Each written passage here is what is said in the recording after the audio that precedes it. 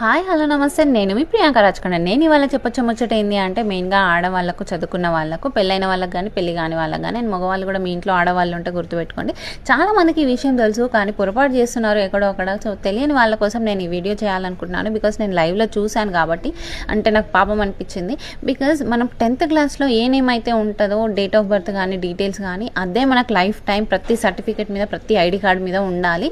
లేదు అని అంటే మనం చాలా ఫామ్స్ నింపాలి, చాలా ఆఫీస్లో తిరగాలి, ఎంతో మందిని బతిమలాడుకోవాలి. సో అవన్నీ రిస్కులు, టెన్షన్లు అవసరం లేదు. పెళ్ళైన తర్వాత మనకు సర్నేమ్ చేంజ్ అవ్వడం అది కామన్ థింగ్.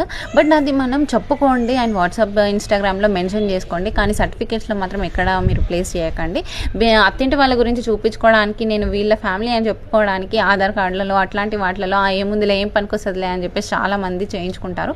బట్ ఆ పొరపాటు అసలే చేయకండి. ఎందుకంటే దేవుడు మనకి ఎలాంటి అవకాశం ఏ టైంలో ఎట్లా ఇస్తాడో తెలియదు. మనకే గవర్నమెంట్ జాబ్ రావచ్చు, మనమే ఏదైనా